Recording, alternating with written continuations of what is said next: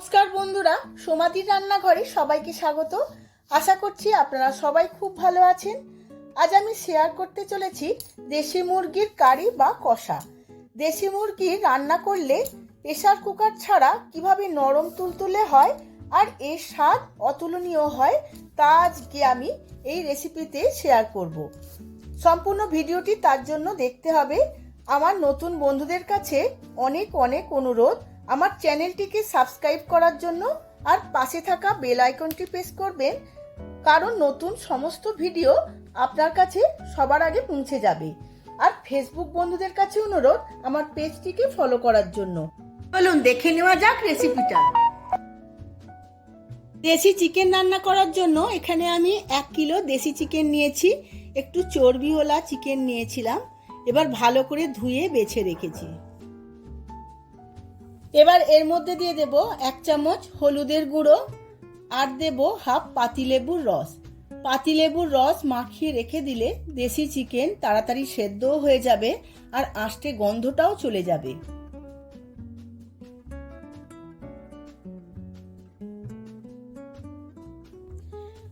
এবার খুব ভালো করে চিকেনের সাথে হলুদ আর লেবুর রসটা মাখিয়ে নেব।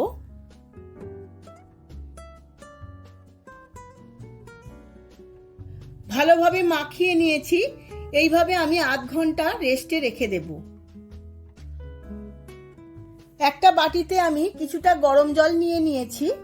এখন এর মধ্যে দিয়ে দেব 2-3টে কাশ্মীরি লঙ্কা, 3টে শুকনো লঙ্কা আর দেব 1 চামচ জিরে, 1 চামচ ধনে আর দিয়ে দেব 1 চামচ গোলমরিচ।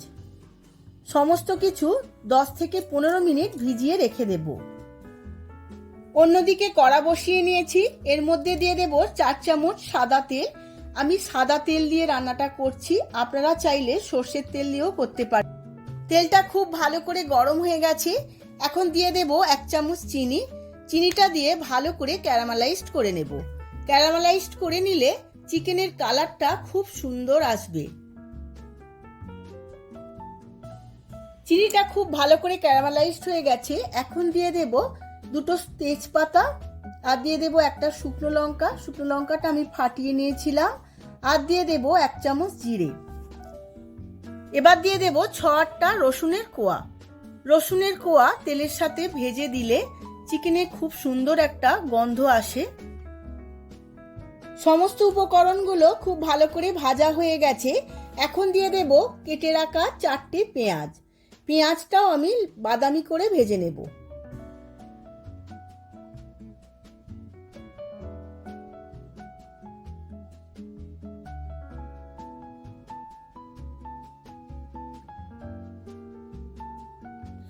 দেখুন বন্ধুরা, চিনিটা ক্যারামেলাইজড করে দিতে পেঁয়াজের সাথে মিশে খুব সুন্দর একটা কালার এসেছে। পেঁয়াজটাও আমি একদম বাদামি করে ভেজে নেব। তার জন্য 5 থেকে 6 মিনিট সময় লাগবে।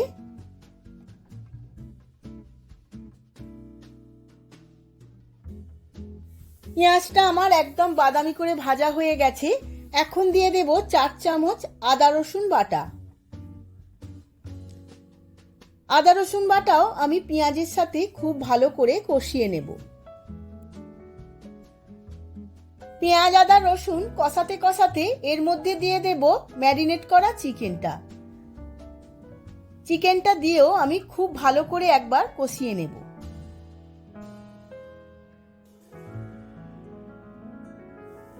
পেঁয়াজ আদা রসুনের সঙ্গে চিকেনটা খুব ভালো করে কষিয়ে নিয়েছি।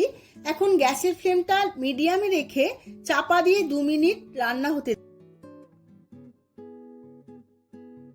এদিকে চিকেনটা রান্না হতে হতে আমি আগে থাকতে যে লঙ্কা এবং অন্যান্য মশলাগুলো গরম জলে ভেজাতে দিয়েছিলাম সেটা খুব ভালো করে ভিজে নরম হয়ে গেছে। এখন একটা মিক্সিং জারে সমস্ত মশলাগুলো নিয়ে নেব। অল্প জল দিয়ে একটা মিহি পেস্ট বানিয়ে নেব। মিহি পেস্ট আমার রেডি হয়ে গেছে। এবার আমি চিকেনটা দেখে নেব। চিকেনটা থেকে অনেকটাই জল বেরিয়েছে। আবারও খুব ভালো করে একবার নাড়িয়ে নিতে হবে। আবারও আমি 2 মিনিট এইভাবে কষিয়ে নেব।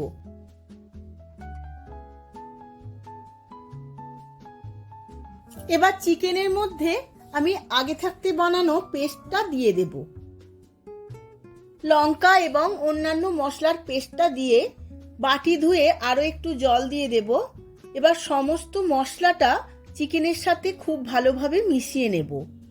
এইভাবে আমি আরও 10 থেকে 15 মিনিট কষিয়ে নেব। তার মধ্যে 1 চামচ হলুদের গুঁড়ো আমি এর মধ্যে দিয়ে দিয়েছি। সমস্ত কিছু খুব ভালোভাবে নাড়িয়ে নেব।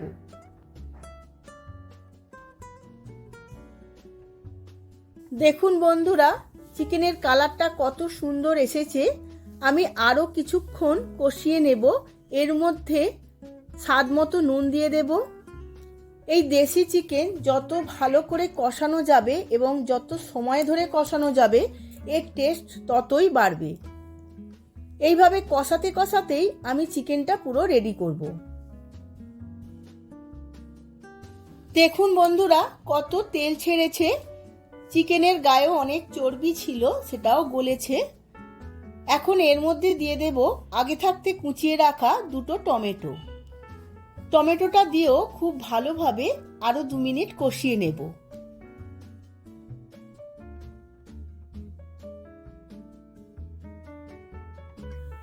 টমেটো দিয়ে আরো 2 মিনিট কষানো আমার হয়ে গেছে।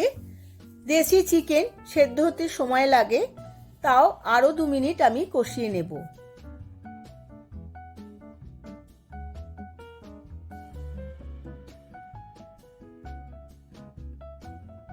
চিকেনটা আমার সম্পূর্ণ কষানো হয়ে গেছে।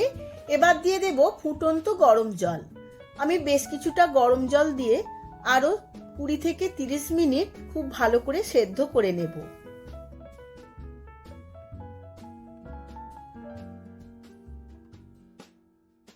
এর মধ্যে দিয়ে দেব খোসা ছাড়ানো 2টো পেঁয়াজ। এবার গ্যাসের ফ্লেমটা লো করে দিয়ে চাপা দিয়ে আমি সেদ্ধ হতে দেব। দেশি চিকেনের জন্য আমি স্পেশাল একটা মশলা তৈরি করে নেব। তার জন্য নিয়েছি কিছুটা জয়িত্রী, দারচিনি, কয়েকটা ছোট এলাচ আর কয়েকটা লবঙ্গ। সমস্ত কিছু বেটে নেব। দেখুন বন্ধুরা, চিকেনটা আমার খুব ভালোভাবে সেদ্ধ হয়ে গেছে।